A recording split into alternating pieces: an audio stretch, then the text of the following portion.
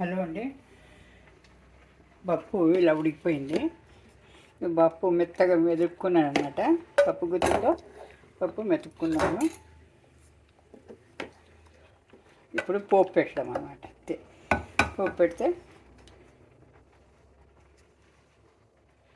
బచ్చలి కూర పప్పు రెడీ.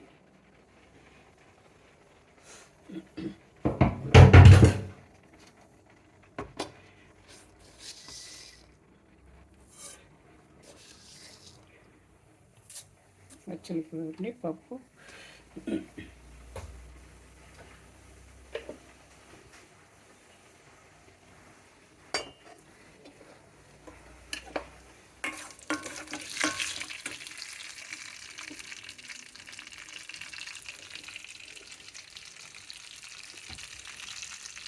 కరివేపాకు ఎండుమిరపకాయలు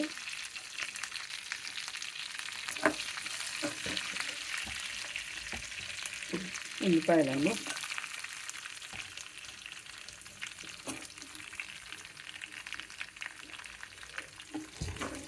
ఎర్రగా వేగనిచ్చి పోపు పెట్టుకోవాలన్నమాట. కొద్దిగా వేగాలి. ఇది పచ్చివాసన, వెల్లుల్లిపాయలు పచ్చివాసన పోవాలి. పచ్చిమిరపకాయ ఎండుమిరపకాయలు వేగాలి.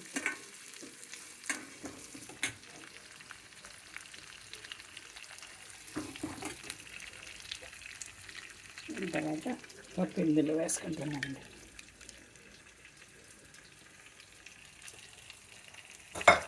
బచ్చలి కూడా పప్పు బాగుంటుందండి.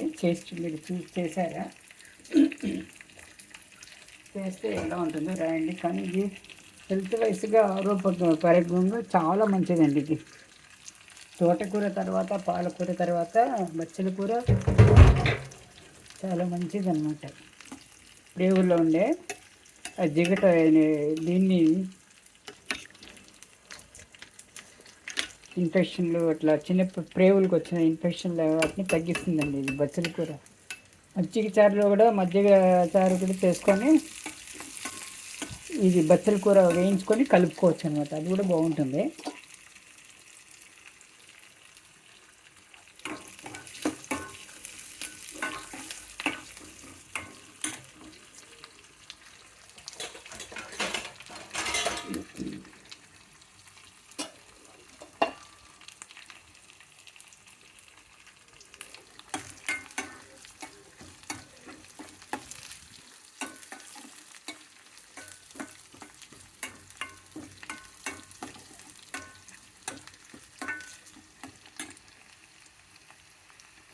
వేపుకోవాలండి. పక్కన చిక్కుడుకాయలు పెట్టాను, ఉడకపెడుతున్నాను అనమాట. ఒక 5 నిమిషాలు ఉడకపెట్టిన తర్వాత వేయిస్తానండి. వేపుడు చేయాలి. ఇది పక్కనే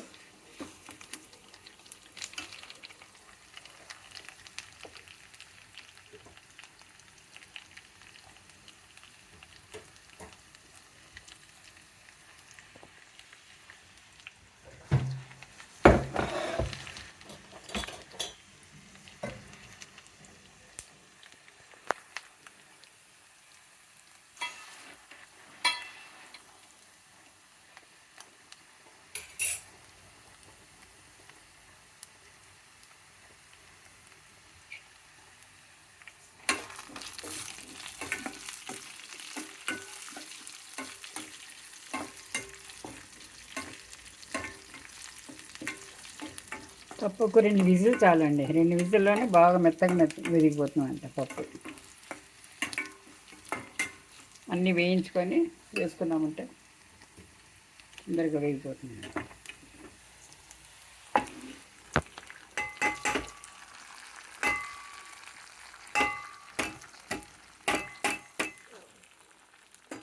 ఇప్పుడు ఇదే కడాయిలో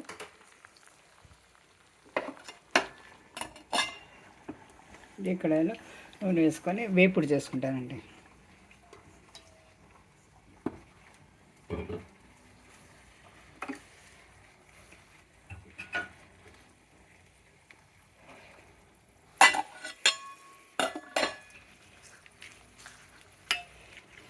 ఇలా వేపిన తర్వాత మూత పెట్టేయాలండి. తిరిగి మూత వాసన అంతా గుమగుమలాడే వాసన అంతా పప్పు పడుతుంది అనమాట బాగా.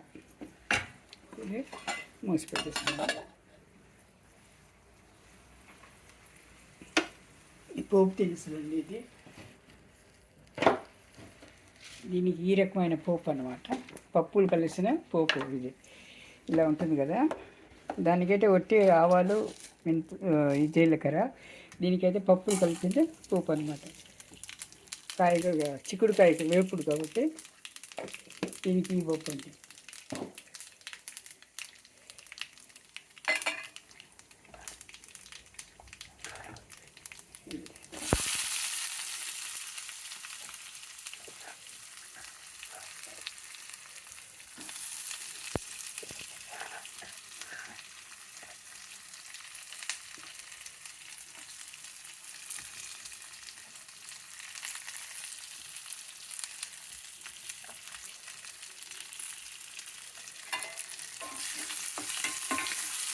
వేసుకోవాలి. ఇక్కడ అయితే ఇదే అండి, సరిపడా నీళ్ళు వేసాను కాబట్టి చిక్కుడుకాయ సరిగ్గా వేగిపోయింది, ఉడికిపోయింది అన్నమాట. సరిపడా నీళ్ళు అన్నమాట. దీని నీళ్ళు వంపకూడదండి, పోషక విలువలన్నీ పోతాయి. ఇప్పుడు సరిపడా మనము బాయిల్ చేసేటప్పుడు సరిపడా నీళ్ళు వేసుకోవాలండి. బీన్స్ కానీ ములక్కాళ్ళు కానీ ఇవన్నీ సరే వేయించేటప్పుడు సరిపడా నీళ్ళు వేసుకొని కొద్దిగా తక్కువ వేసుకున్న తర్వాత తక్కువైన తర్వాత వేసుకోవచ్చు మళ్ళీ వేడి నీళ్ళు. లేకుంటే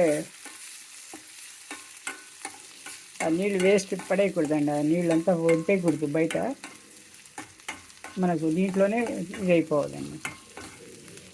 పోషక విలువలన్నీ దాంట్లోనే ఉంటాయి కాబట్టి సరిపడా వేసుకోవాలి. ఇది కొద్దిగా వేగాలి.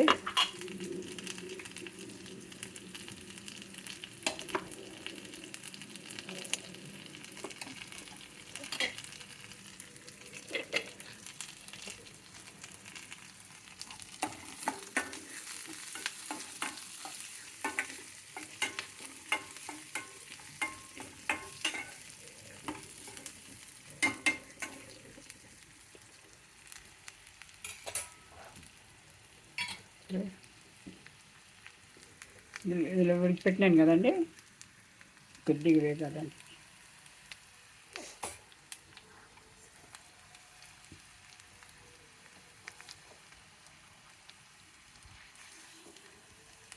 కొద్దిగా ఉల్లిపాయలు మెత్తపడింది, ఇది వేసేస్తున్నామండి. చూసారా, ఇది చిక్కుడుకాయలు, గోరు చిక్కుడు కదా ఇది.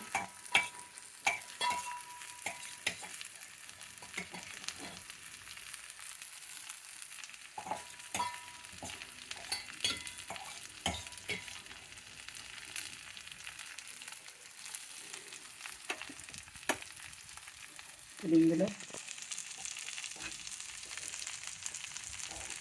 ఎల్లుల్లిపాయలు దంచి వేసుకోవాలండి, కొత్తిమీర వేసుకోవాలి,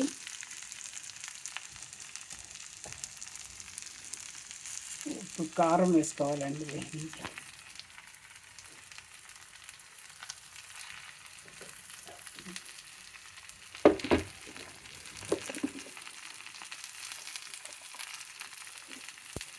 కారము కొద్దిగా, ఆల్రెడీ పసుపు వేసి ఉడికిపెట్టాం కాబట్టి అవసరం లేదు పసుపు.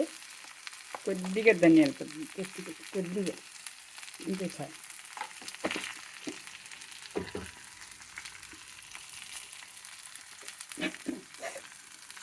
కలుపుకోవాలండి బాగా.